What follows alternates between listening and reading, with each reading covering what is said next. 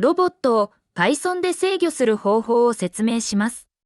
パート1では、ロボットを指定した位置まで移動する方法を説明しました。パート2では、ロボットで箱やワークをピッキングし、パレットに配置する方法を説明します。パート1で使用したファイル、もしくは、コントロールロボッツ、パート1_after.vcmx をダウンロードし、開きます。箱を追加し、シミュレーション中に箱をピッキングします。ホームタブを開きます。E カタログのタイプ別モデル、ベーシックシェイプスを選択します。ブロックジオを追加します。マニピュレーション、PNP が選択された状態で、箱がロボットの先端の下になるよう移動します。ロボットを選択します。モデリングタブを開きます。Python スクリプトを開きます。6行目以降を削除します。音欄内の最初の行に app イコール get アプリケーションと記述し、アプリケーション情報を取得します。パートイコール app.findComponent ブロックジオと記述し、箱の情報を取得します。8行目にロボット .pick と記述し、ロボットが指定したコンポーネントをピッキングする動作を設定します。箱をピッキングするため、パートと記述します。コンポーネントの区形の境界のボックスをバウンディングボックスと言います。バウンディングボックスは通常は表示されませんが、アタッチしようとすると赤い枠線で表示されます。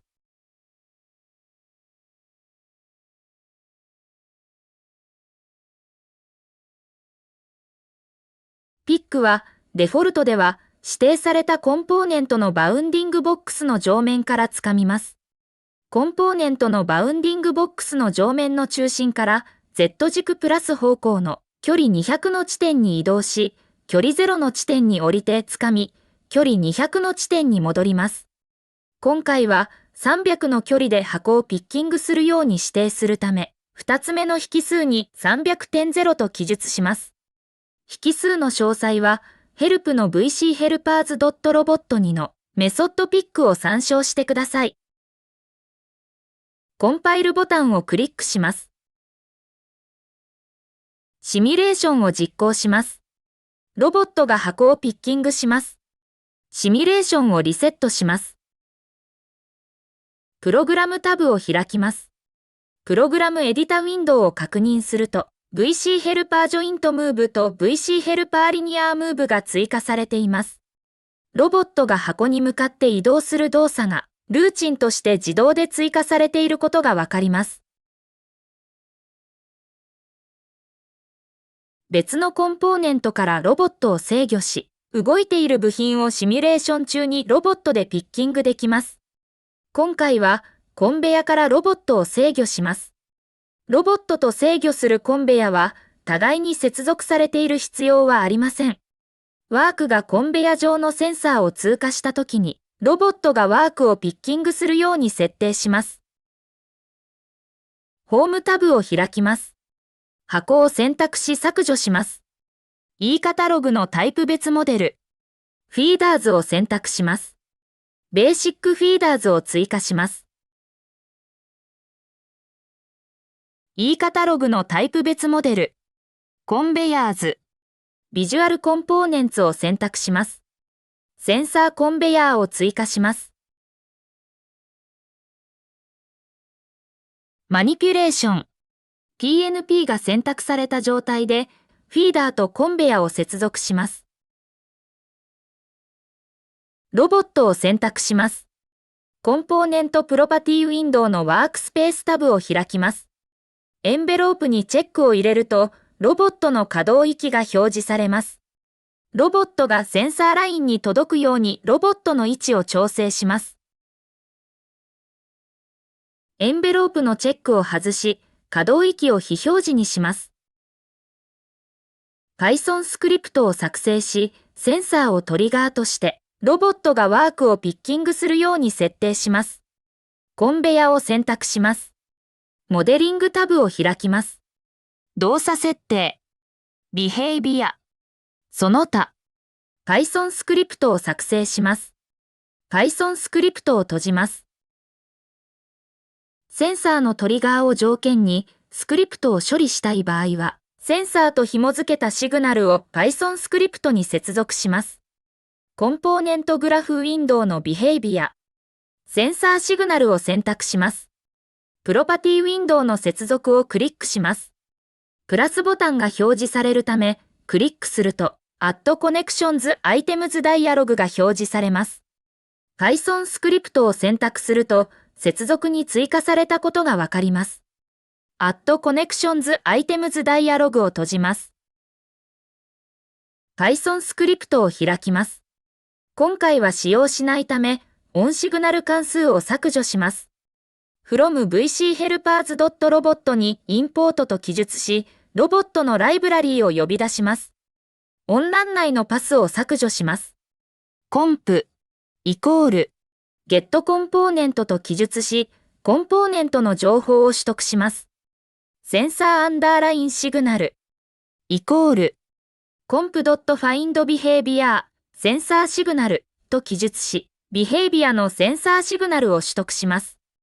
トリガーコンディション、ラムダ、センサーアンダーラインシグナルドットバリュー、not イコール、non と記述し、センサーが飲んでない場合、つまり、センサーがワークを検知した場合に処理を実行します。センサーアンダーラインシグナルドットバリューは、def 分の関数で定義する必要がありますが、ラムダを記述することで、関数を省略できます。パートイコールセンサーアンダーラインシグナルドットバリューと記述し、センサーの値を取得します。センサーの値にはワークの情報が格納されます。app イコール get アプリケーションと記述し、アプリケーション情報を取得します。ロボットアンダーラインコンプイコール app.findComponent RV13FL と記述し、RV13FL のロボットを探します。ロボットイコール get ロボットアンダーラインコンプと記述し、RV13FL のロボットの情報を取得します。